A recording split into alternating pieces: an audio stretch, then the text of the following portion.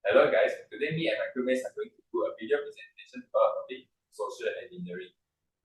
A report from Kaspersky shows that in 2022, Malaysia ranks top 3 as the country with the highest number of phishing attacks ever reported in Southeast Asia. Now, we always hear the term social engineering, but what exactly is social engineering?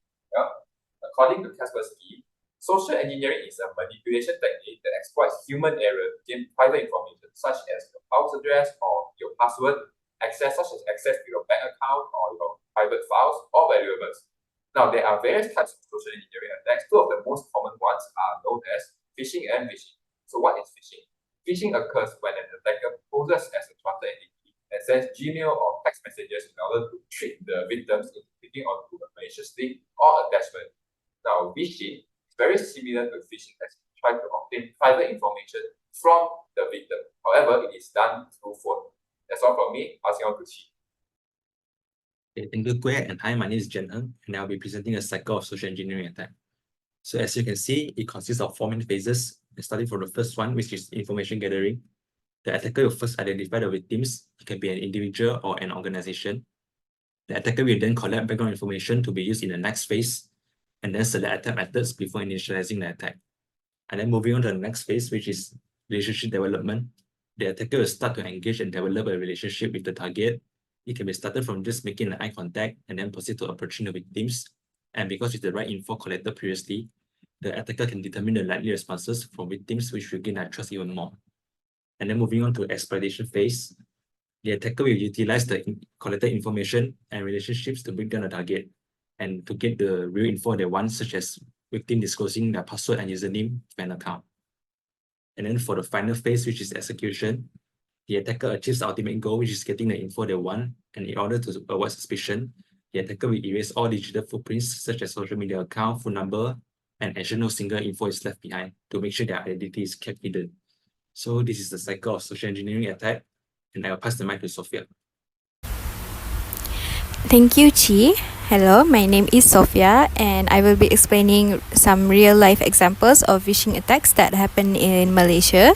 Phishing attacks have become increasingly prevalent, particularly due to the COVID-19 pandemic and the widespread use of virtual private networks as a result of the shift to telework. Some real examples of phishing attacks in Malaysia are nothing short of shocking. In one case, a Malaysian woman was scammed out of RM 1.3 million ringgit by a perpetrator who posed as a bank officer. The scammer convinced the victim to transfer the money to a safe account to avoid being implicated in a money laundering case.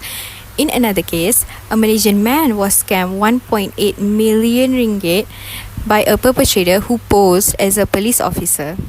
The scammer convinced the victim to transfer the money to a safe account to avoid being implicated in a drug trafficking case.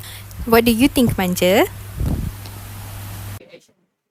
Hi, I am Manja. Now I will share a few tips to spot and guard yourself from a potential social engineering attacks. So, the first point to spot and guard yourself is by being skeptical of unsolicited communication. When receiving unexpected calls, emails, or messaging asking for immediate action or sensitive information, instead of using the contact details provided in the communication, use well-known and reliable ones to verify the identification of the person or organization before any actions are taken. Next, for the second point, you must watch for unusual requests or scenarios. By that, you need to be cautious if you encounter unexpected or unusual scenarios, such as be cautious of any requests for immediate payments or fund transfers. The last point here is to check for urgency or high-pressure tactics. Social engineers often create a sense of urgency or panic to pressure you into taking immediate action. Be wary of requests that demand quick responses. Urgent messages often play on emotions such as fear, anxiety, or panic. That's all for me. I will pass to Kwek. In summary, a social engineering attack can be divided into many types, including phishing, dumpster diving, and more.